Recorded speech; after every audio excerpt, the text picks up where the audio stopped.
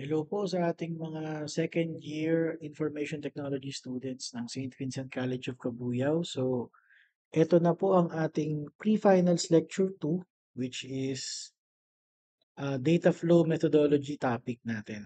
So, ang ating objectives, breakdown ng lesson ay yung basics, level of detail, and bad and good DFD practices.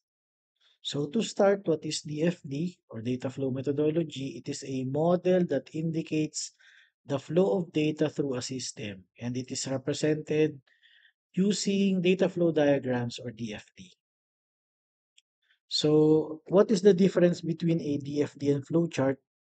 So if you will notice, ang ating flowchart is one-dimensional or one flow. With regards naman sa ating data flow diagram, uh, I'm sorry, yung notation natin when it comes to flowchart ay meron tayong source or sink, process, store, and uni o bidirectional na na tawag yun, mga figures. So ito yung difference nila. So for example, what is a license branch? So ganito yung ating breakdown niyan. We have the person or yung gagamit. Tapos yung process 1.0, yung application niya. Second process, title application. And third process ay issue application. Tapos yung last na paglalagyan ng data is yung person or auto database. So what is structural recursion? So it is mainly process node may have internal details that may be exploded and allows top level or detailed overview of any process. So the process is overloaded in software engineering and means a lot of things. So for example natin, it must be distinct diagrams. For example, written exam will go to driving test and then vision test, you will meet yung ating examiner. Ganon yung itsura niya. So types of DFD. So we have the current versus the proposed system. So doing the first confirms what you think you know about how things are. And also physical versus conceptual, wherein the conceptual data flow diagram is a simple way to start. So for example, ito yung laman ng conceptual diagram natin: vendors, professional organizations, government agencies, consultants, contractors, clients, public relations, and potential employees. So how do you get started doing DFTs? So step 1 po, develop the context diagram. So it will show how the project fits into the larger environment and represents physical flow or communication. And the sinks and sources must be shown, and also the process and explosion or the explode is necessary, as necessary. So pwedeng meron, pwedeng wala. So as mentioned again, yung ating example kanina na license branch. So kung mapapansin nyo dito, lahat po ng mga development ng context diagram natin ay nasunod dito sa diagram na to.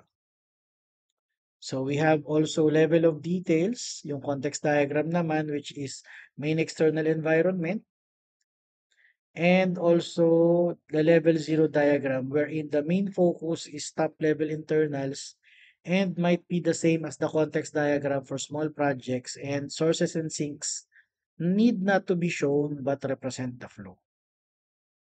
So pag sinabi namang level I or level 1 diagram, it has higher level of detail for nodes and uses the Dewey Decimal Notation to clarify relationships. So ibig sabihin, magdadagdag pa tayo ng isa pang point. So 2.3, 2.3.1, 2.3.2. That is counted as your level I or level 1 diagram. So examples naman yan, yung kanina, more on detail siya, kumaga breakdown pa niya lalo. So with regards naman sa levels and perspectives, so view of process depends on positions. So example natin ay yung order entry na type ng database. So ang laman niya, account details, client name, and order. Tapos lahat sila pupunta dun sa order database. So, isa pang concern naman natin diyan ay 'pag, ah, order entry clerk ang naglagay. So, ang puwedeng magawa niya, begin order, validate account, open new account, take order. Ta's puwedeng pumunta yung take order, yung info niya sa order database, tapos yung begin, validate, and open new account pupunta naman dun sa account database. So how far to expand? A process can always be further expanded and subdivided and expanded to sub-processes. And how far should we expand? So hangga't kaya po, okay lang. Pero usually hanggang level 0, 1, 2 lang eh. Usually hanggang 2 lang. Hanggang level 2 siya. So the trivial DFD naman. So every information system has the same model. In the event that this is not enough, capture specific sources and sinks. So for example, input, process, output, ganun siya. And in interactive systems naman, ang trivial DFD ay user and system. Tapos better DFD, internal user, procedure 1, procedure 2 ulit. Tapos external user naman, procedure 2 at procedure 3. So advantages of data flow diagram. So it is the first step towards implementation. It helps guide the development of user interfaces. It guides the user through choices and avoids meaningless steps. And it is also a good way to verify requirements with your client. Okay po.